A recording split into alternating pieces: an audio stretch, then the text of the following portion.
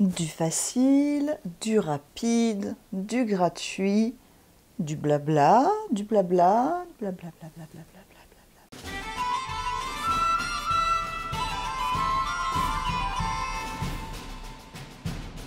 Coucou tout le monde et bienvenue sur ma chaîne Fêlé de la Bobine. Je suis ravie de vous retrouver aujourd'hui. Nous sommes le dimanche 7 août.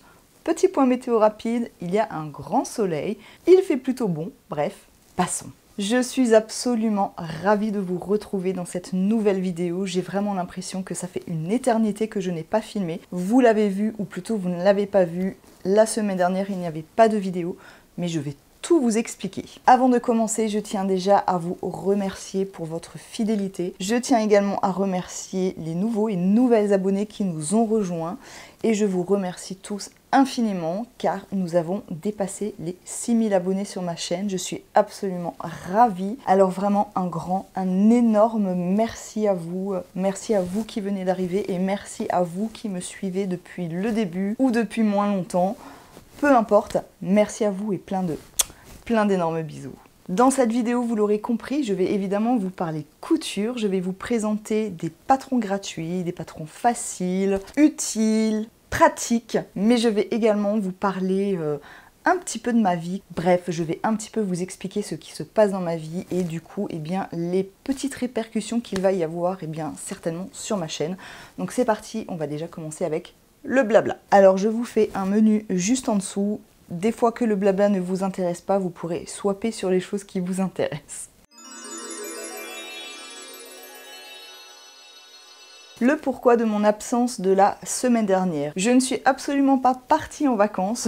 J'aurais adoré, mais pas du tout. Pour résumer, si vous me suivez depuis le début ou depuis déjà quelques temps, vous le savez certainement, et sinon, eh bien, vous allez le savoir. En 2018, mon fils a eu une leucémie. Aujourd'hui, mon fils va bien. Il n'est évidemment plus sous traitement. Avant la maladie de mon fils, j'étais assistante maternelle agréée, donc je gardais des enfants à mon domicile. C'est un métier que j'ai adoré, mais que je ne voulais plus exercer pour diverses raisons. Bref, alors clairement, j'aurais pu reprendre un travail depuis déjà 1 an, mais je pense que j'avais vraiment besoin de ce temps-là pour me retrouver, pour me poser, parce que, eh bien, tout simplement, ces dernières années ont été vraiment très intenses, que ce soit physiquement, mais surtout moralement. J'avais tout simplement besoin de ce temps-là, une espèce de construction, de petite reconstruction, de bref, appelez-le comme vous voulez. J'avais beaucoup réfléchi à que faire après, et je suis d'ailleurs toujours un petit peu dans cette réflexion.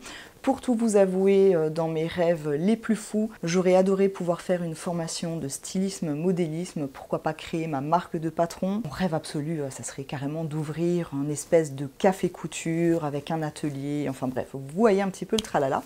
C'est vraiment quelque chose que j'adorerais faire. Donc, comment expliquer? Alors je ne vais pas rentrer dans les grandes lignes administratives et hyper complexes, mais pour faire court, j'ai touché une première allocation pour mon enfant malade, hein, parce que les parents d'enfants malades y ont droit. Et après, j'ai autre chose qui s'est mis en place, mais bref. Et donc on m'avait expliqué qu'après ça, il faudrait que je me réinscrive tout simplement à Pôle emploi, ce que j'ai fait au mois de février. Et donc j'ai fait une demande pour mes droits à Pôle emploi. Après 2 mois de bataille intense et très intense. J'ai bataillé avec Pôle emploi pendant à peu près 2 mois, à les appeler quasiment tous les jours pour avoir des nouvelles.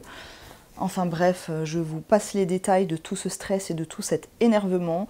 Et pour faire court, on m'a annoncé par téléphone, hein, parce que officiellement je n'ai aucun courrier, rien du tout, que mes droits étaient perdus. Voilà, donc si vous voulez, j'ai travaillé pendant 15 ans comme assistante maternelle agréée. Donc pour faire court, je n'ai absolument pas droit à l'allocation d'aide au retour à l'emploi.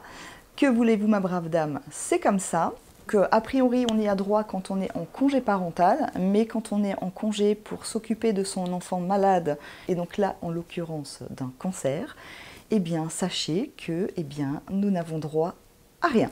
Voilà, donc je remercie l'administration française. J'ai trouvé ça d'une injustice totale. J'ai eu l'impression, et j'ai toujours cette impression, de vivre un petit peu une deuxième injustice. J'ai vécu la maladie de mon enfant. J'ai dû arrêter de travailler pour m'occuper de mon enfant, ce qui est tout à fait normal et je l'ai évidemment fait avec mon cœur de maman. C'était beaucoup de stress. Je vous passe les détails de la maladie de mon fils.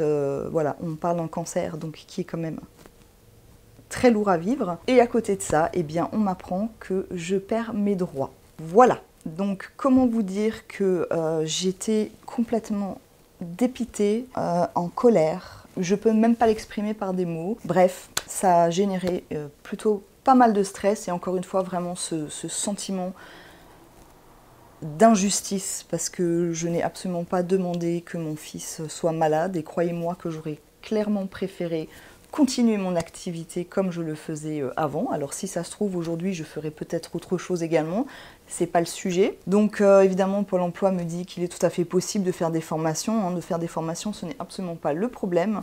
Le problème étant que de faire une formation mais de n'avoir rien financièrement, eh bien c'est pas possible quoi. Voilà.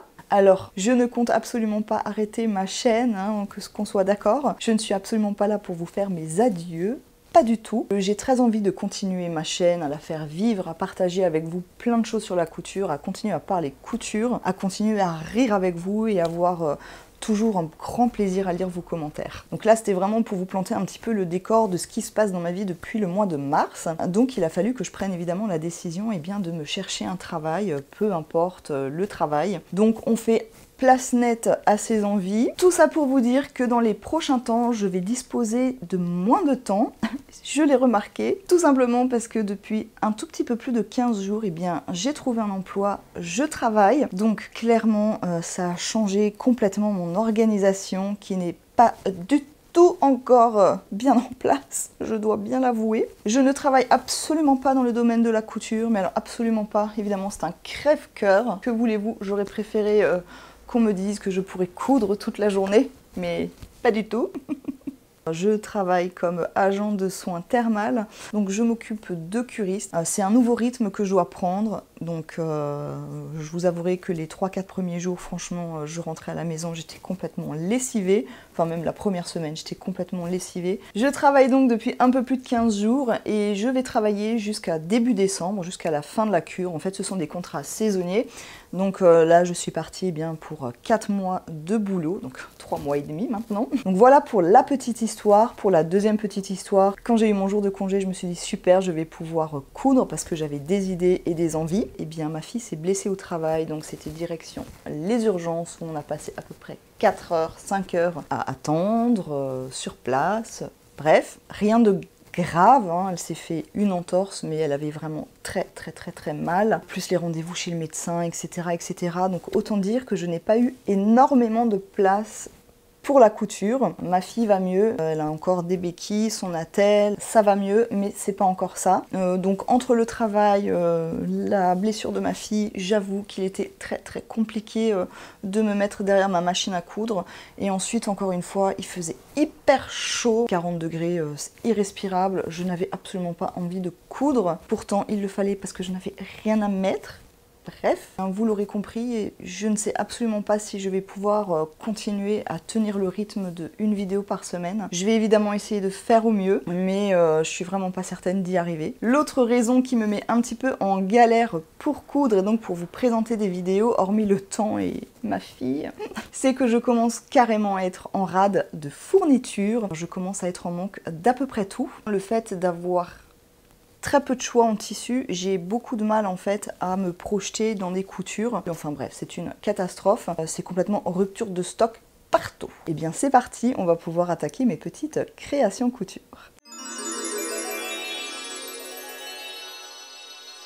Comme d'habitude, évidemment, je vais prendre mes petites notes pour ne rien oublier et vous donner le plus d'informations possible. Évidemment, si j'oublie des choses ou que vous voulez savoir plus de choses, n'hésitez pas à me poser vos questions en bas, en commentaire, j'y répondrai évidemment avec grand plaisir.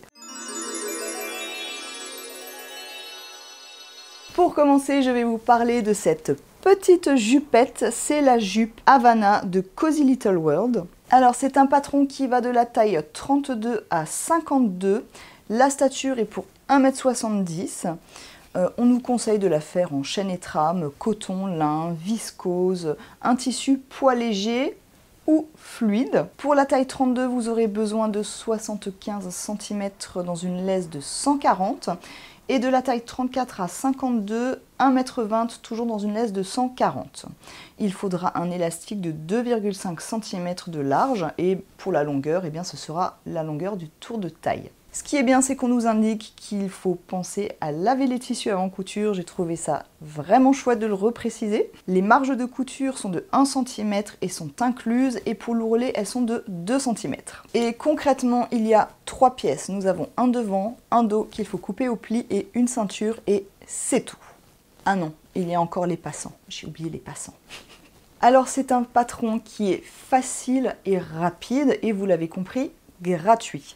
Alors je vais vous montrer quand même la pièce, vous allez voir que c'est rien de hyper compliqué, mais je trouve ça plutôt sympa parce qu'en général pour ce genre de jupe on va vous dire de tracer un rectangle de temps et temps, blablabla. Là en fait c'est un rectangle tout simplement, donc c'est la pièce qui sera pour le devant et la même qui sera pour le dos et il faudra simplement mettre ici au pli, donc vous l'avez compris, vous aurez 2 fois la même pièce, donc vraiment rien de compliqué.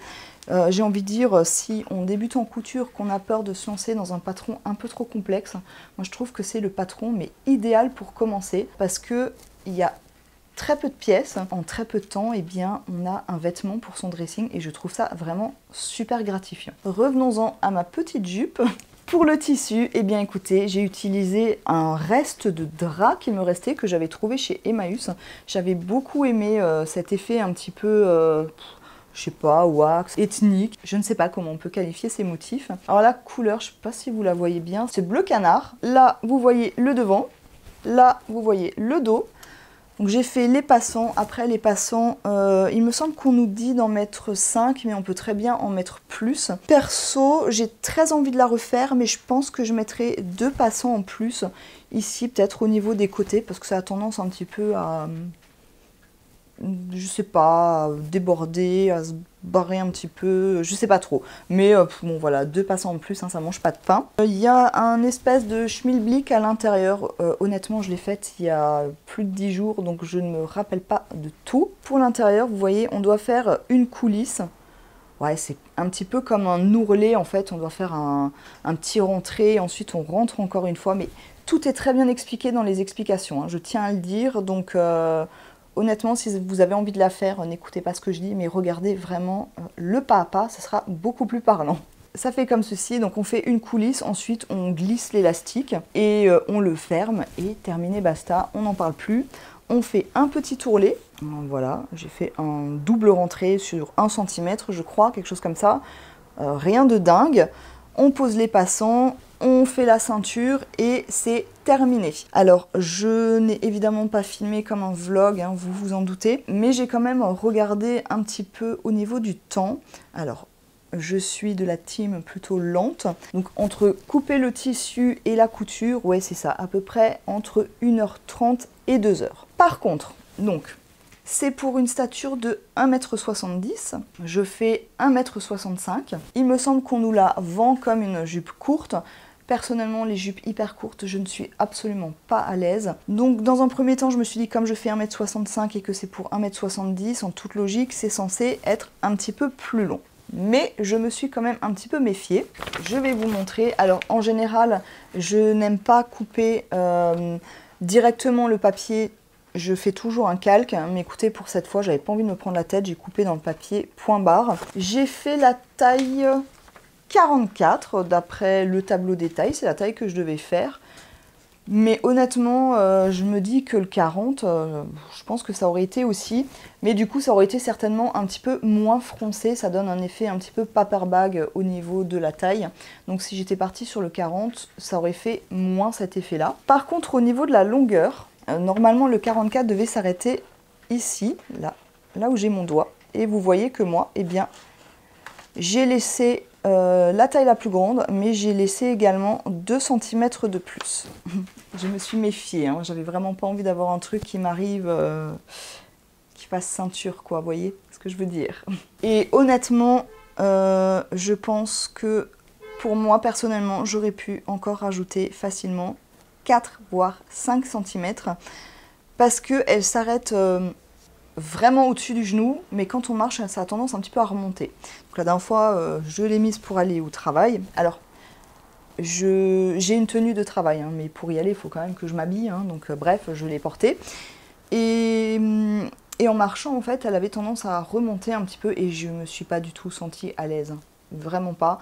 J'avais la jupe à peu près mi-cuisse. Alors je conçois tout à fait qu'on aime cette longueur, mais personnellement, c'est pas une longueur, encore une fois, dans laquelle je suis à l'aise, tout simplement. Je la porterai quand même, parce que il va faire très chaud là, la semaine à venir. Alors j'ai très envie de m'en refaire une autre. D'ailleurs, j'avais très envie d'en refaire une tout de suite, en rajoutant de la longueur.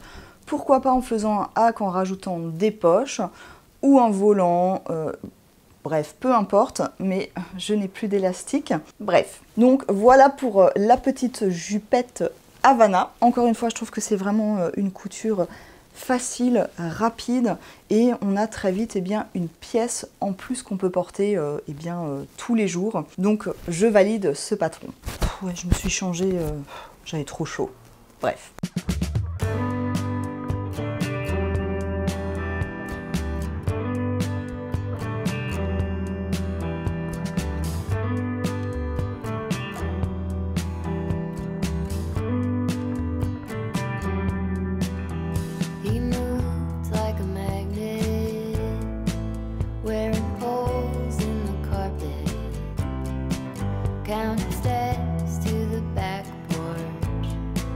Same song from the screen door.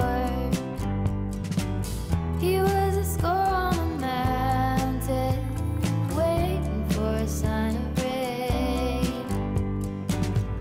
Card horse with his head down, devoted to a way of being, but he broke wide open like a bird in spring. With a divine potion made of love and pain, he was rich. Pour cette deuxième jupe, eh bien, je suis partie sur le patron de la jupe portefeuille de Ma Petite Mercerie, toujours en patron gratuit. Alors c'est un patron où vous n'avez pas de taille, mais on nous indique qu'elle va du 34 au 38. Alors je vous l'accorde, c'est vraiment pas grand chose. Clairement je fais pas un 38 non plus, hein. Alors il y aura 14 pages à imprimer, donc c'est vraiment pas grand chose. Et en fait je crois que c'est là où on télécharge le patron. Il y a quelqu'un justement qui posait la question dans une espèce de forum de comment faire, est-ce qu'il est possible de la faire quand on fait une taille plus grande. Et il y a quelqu'un, je crois, qui disait qu'il faut rajouter des centimètres de chaque côté et du coup simplement les rajouter sur la ceinture. Donc concrètement c'est vraiment pas compliqué. Je l'ai fait moi-même. J'ai rajouté 1 cm de chaque côté des jupes et j'ai rajouté 4 cm également au niveau de la longueur de la jupe, et pour le volant j'ai rajouté, je crois, 10 cm. Parce que, encore une fois, c'est une jupe également qui est très courte et que je ne voulais pas de jupe très courte. Donc j'ai préféré avoir un volant un petit peu plus grand. Par contre, clairement, j'aurais pu rajouter plus de centimètres au niveau du volant pour qu'il soit vraiment bien froncé. Là, je trouve vraiment que ça manque de fronce. Alors du coup, pour les débutants, si vraiment c'est le premier patron, je sais pas si je le conseillerais parce que j'ai trouvé qu'il y avait quand même des choses qui étaient assez succinctes. Alors bon, si on est entre le 34 et le 38, ok. Par contre, si on doit commencer à s'amuser à rajouter par-ci, à rajouter par-là, je trouve que ça devient un petit peu compliqué. Si on a l'habitude de la couture, honnêtement, rajouter 2, 3, 4, 5 cm, c'est pas la fin du monde. Mais pour un premier, perso, je m'y serais pas risquée, hein. Après, au niveau des explications, il y avait également une histoire avec des repères de ceinture. Je n'avais pas de repères de ceinture, donc j'ai pas trop compris non plus. J'ai fait au pifomètre, ma méthode préférée. Mais sinon, la couture, écoutez, n'a pas été plus compliquée que ça. Bref, trêve de blabla, voici la jupe. Je l'ai faite dans une viscose qui vient de chez Dries & Stoffen, que je vous avais montré lors de mon dernier haul, avec des espèces de petits coquillages. Elle est dans les tons rose fuchsia et jaune moutarde, orangé, comme ça. La matière a été très agréable à coudre et elle est hyper agréable à porter, mais c'est un bonheur. Et j'adore cette jupe, je suis très à l'aise. J'ai vraiment juste trouvé dommage du coup que les explications n'étaient pas toujours très claires, et cette histoire de ceinture encore une fois, mais Vous le savez, j'ai un problème de 3D dans l'espace, donc il est tout à fait possible qu'il n'y ait que moi qui n'ai peut-être pas tout compris. Je ne sais pas. N'hésitez pas à me dire si vous avez cousu la jupe portefeuille de Ma Petite Mercerie et à me dire eh bien, ce que vous en avez pensé au niveau des explications. Mais après, vraiment, c'est un modèle que j'aime bien. On a des pinces au niveau du dos et ensuite, il faut faire une boutonnière à ce niveau-là. Alors là aussi, je ne sais pas ce que j'ai fait. J'ai fait une boutonnière et au moment d'enfiler la jupe, je me dis mais mince alors il y a un problème, ça fait trop bizarre, ça marche pas, mais qu'est-ce que j'ai fait et tout. Bon, j'ai quand même mis 5 minutes à me rendre compte qu'en fait j'avais fait la boutonnière ici. Ça veut dire qu'au lieu de faire la boutonnière vraiment, on va dire sur le pan du dos, bah, je l'ai fait sur le pan du devant. Donc forcément ça ne fonctionnait pas du tout. Bref. On voit un petit peu là du coup cette histoire de boutonnière, bon... c'est pas extra. Ce que je vais faire, c'est que je vais juste prendre du fil blanc et je vais essayer de la refermer un petit peu pour pas qu'on voit cette espèce de trou béant ici, que ça fasse pas trop moche. Mais vu que c'est plutôt pas mal bariolé, écoutez, j'ai envie de dire ça passe, on le voit pas trop. J'ai rajouté en longueur, ce qui fait que la jupe, bah, vous le verrez sur les images portées, m'arrive vraiment au niveau du genou, légèrement au-dessus. Et j'aime beaucoup en fait l'arrondi là qu'on voit, vous voyez, ça part vraiment comme ça. Et je trouve que ça fait vraiment, c'est vraiment très joli. J'aime beaucoup ce modèle, je trouve vraiment juste dommage qu'il n'ait pas proposé, ben voilà, je sais pas moi, du 34 ou 56, 60, que sais-je. Le petit point qui me dérange, je vous le disais, c'est vraiment au niveau du volant. On voit là qu'il y a un petit couac. Je pense que si le volant avait été plus long, qu'il y avait eu plus de fronces, j'aurais pas cet effet là, je sais pas comment dire, mais je trouve que ça tiraille un petit peu. Je suis pas hyper fan. Mais écoutez, au porté, encore une fois, ça passe et elle est hyper agréable à porter, donc c'est l'essentiel. Je voulais également en refaire une autre, avec pourquoi pas un volant peut-être plus court, une jupe plus longue, ou un volant plus long, une jupe plus courte, je ne sais pas. Mais encore une fois, je n'ai plus de viscose. Et je trouve que la viscose est hyper adaptée à ce modèle-là, parce que c'est très fluide, c'est très léger, ça donne un mouvement qui est vraiment hyper sympa. On voit bien la ceinture. Voilà, je ne l'ai pas repassée, hein, vous m'excuserez. Comme ceci. Donc à l'intérieur, en fait, voilà ce que ça donne. J'ai simplement fait un repli au fer pour la mettre et une surpiqûre, mais qu'on voit à peine. Donc vraiment pas de difficulté. On fait les pinces dans le dos, on assemble le devant. Enfin, franchement, tout est plutôt bien expliqué, sauf comme dit pour la ceinture. Et j'ai surfilé toutes les pièces pour que ça fasse propre. Alors, ouais, propre, faut le dire vite, hein, vous le savez, moi et la surjetteuse, c'est une grande histoire d'amour. Voilà, c'est pas nickel à 100%, mais écoutez, ça va, ça fait quand même le job et ça reste propre. Donc là, on voit qu'on a un premier pan. De là à là, nous avons le dos. Et ensuite, le deuxième pan de devant. Et là, vous voyez que de là à là, en fait, c'est le volant. Donc, si vous voulez, eh bien, le volant, eh bien, fait partie de la taille. Je sais pas comment dire. Comment est-ce que je peux dire ça? Ça agrandit. Disons, si je devais faire, par exemple, un volant de 30 cm, eh bien, en fait, ça le rajouterait sur mon tour de taille, quoi. De la jupe, je parle, pas du mien, parce que c'est pas ce que je veux. Donc, il faut aussi vraiment faire attention à ça. J'avais un peu peur, du coup, que ce soit trop grand. Alors, autant quand je l'ai faite en rajoutant les 1 cm de chaque côté, je me suis dit, oh mince, je crois que ça suffira pas. J'ai vraiment peur que quand je la ferme, il y ait un espace comme ça. Et j'avais pas tout de suite compris que les volants, en fait, eh bien, contribuaient eh bien, au tour de taille de la jupe. Donc, clairement, si j'avais fait 25 cm de volant, ça aurait été beaucoup trop grand. Pour l'agrandir, eh bien, pourquoi pas jouer sur la taille du volant, tout simplement. Je dis tout simplement, mais bon, c'est quand même un petit peu des calculs à faire. Mais bref, vous avez un petit peu compris l'idée. Donc voilà pour cette petite jupe, je crois avoir fait le tour. Donc, vous l'avez compris, clairement, c'est un patron que je garde sous la main. Je trouve que c'est vraiment un bon petit basique à avoir pour l'été et à décliner eh bien, en plusieurs longueurs, peu importe. Je la trouve vraiment très très chouette et je suis très très triste de ne plus avoir de viscose pour en faire une autre. Voilà.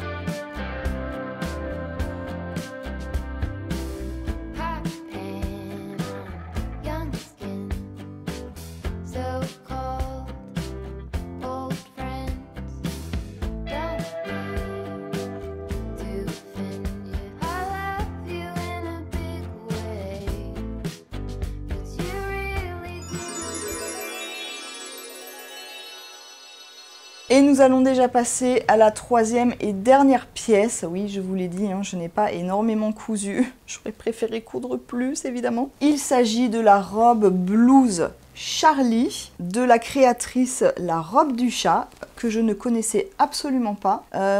Quelqu'un me l'a envoyé en fait via Instagram et je me suis dit tiens, je connais pas du tout.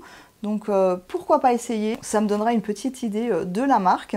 Donc j'ai téléchargé le patron, je l'ai assemblé. Alors pour l'assembler, on ne coupe pas, on assemble tout et ensuite il faut relier des traits. Mais honnêtement, c'était pas du tout compliqué parce qu'il y a des couleurs. Pour vous montrer qu'il y a vraiment plein de couleurs, c'est hyper lisible et j'ai beaucoup apprécié pour vous montrer ce que ça donne. Donc voilà, c'est franchement rien de compliqué.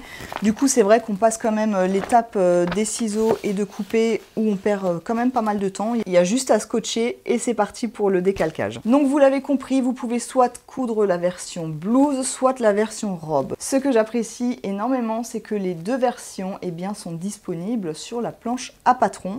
Il n'y a pas besoin de rallonger, de raccourcir.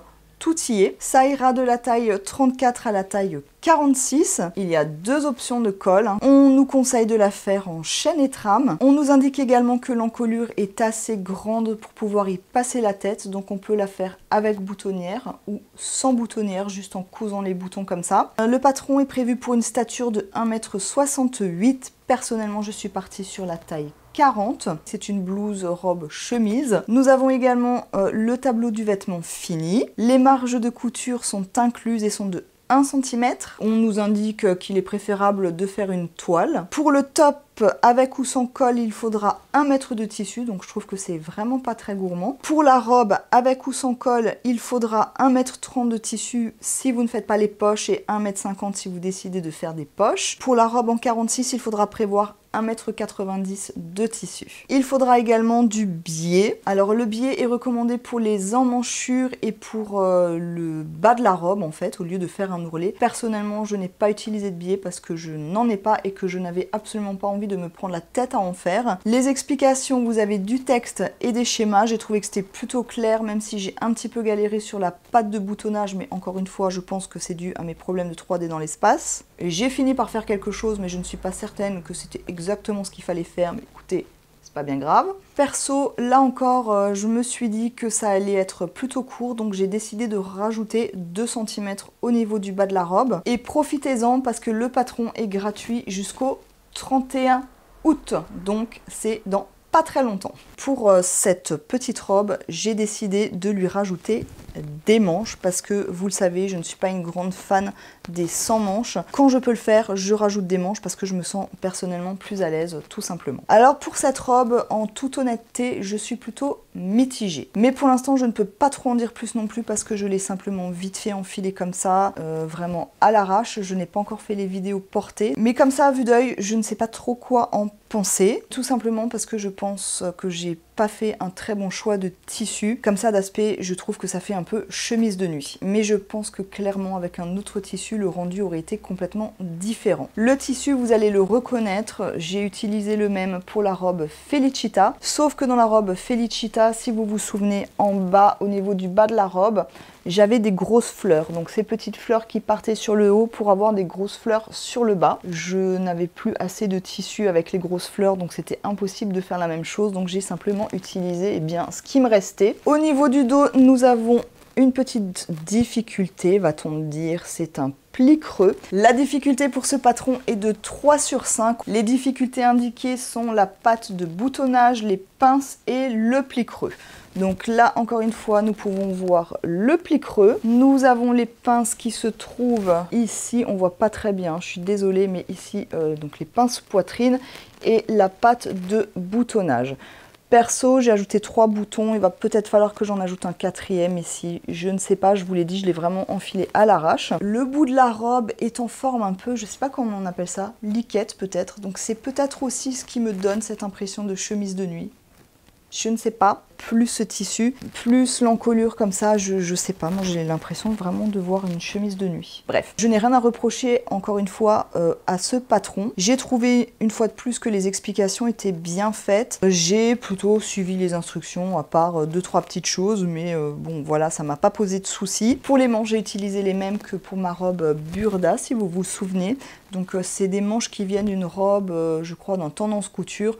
Mais bon bref, hein, si vous avez envie d'adapter, vous trouverez peut-être dans vos magazines des manches papillons ou pourquoi pas des manches bouffantes ou des manches... Bref, vous l'avez compris, avec la couture, on peut vraiment faire comme on veut. On peut un petit peu hacker, modifier, personnaliser son vêtement. Le seul petit truc où je me suis dit, mince, ça aurait été bien de le faire... mais je peux toujours le faire, mais ça aurait été bien, je veux dire, de l'écrire, à moins que j'ai loupé ce détail. C'est à la limite ici de faire de surfiler tout simplement, parce que là c'est à cru et je trouve que chez moi ça s'effiloche, c'est vraiment pas très joli, donc bref. Je pense également que je vais faire une surpiqûre parce que la parmenture a tendance à sortir et je trouve pas ça top. Et là où je suis un petit peu dégoûtée, c'est que je me suis rendu compte, oui on le voit, un petit trou dans mon tissu, je suis absolument dégoûtée. Bref, clairement je ne pense pas que c'est une robe du coup que je porterai en extérieur, sauf pour la vidéo portée, mais ça sera peut-être dans mon jardin, je ne sais pas. Comme la créatrice nous recommandait de faire une toile, et bien je me suis dit que bon voilà, c'était ma toile qui sera complètement portable en intérieur parce que je me vois pas du tout sortir avec un trou qui a l'air d'être en plus au niveau du fessier. J'ai également fait la version avec les poches, pas de difficulté non plus à ce niveau-là. Par contre, j'ai l'impression que la robe est encore trop courte pour moi. En tout cas, je pense que c'est un modèle de robe qui doit être très très agréable à porter dans un lin ou un lin viscose. Peut-être une couleur unie aussi pour un peu plus de sobriété. Écoutez, je ne sais pas. Je ne vais pas dire que le patron est nul parce que ce n'est absolument pas le cas, que ce soit au niveau de l'assemblage du patron, je n'ai eu aucune difficulté. Pour le montage de la robe, je n'ai eu aucune difficulté non plus. À la base, je ne suis pas très robe-chemise parce que je trouve toujours que ça donne, encore une fois, un aspect un peu chemise de nuit, mais ça c'est mon avis personnel. Je trouve que ça va très bien sur les autres, mais sur moi, je ne sais pas, j'ai l'impression qu'il me manque le bonnet de nuit. Je ne sais pas pourquoi, c'est peut-être psychologique, je ne sais pas. Donc voilà.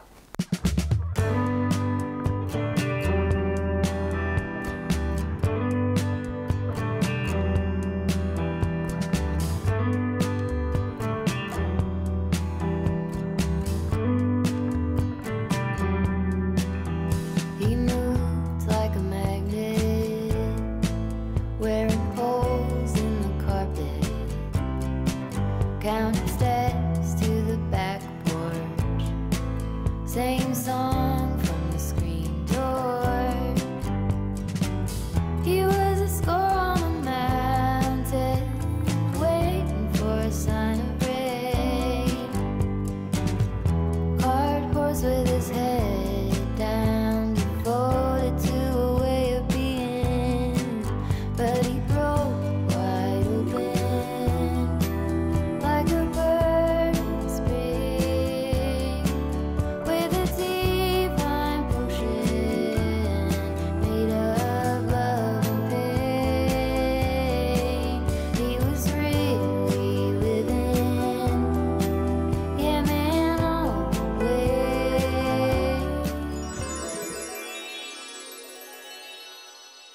Ma petite conclusion, vous avez pu voir les images portée. Alors avec un petit peu de recul concernant la robe que je vous ai présentée, eh bien écoutez, je dois dire qu'au final, je trouve que ça va.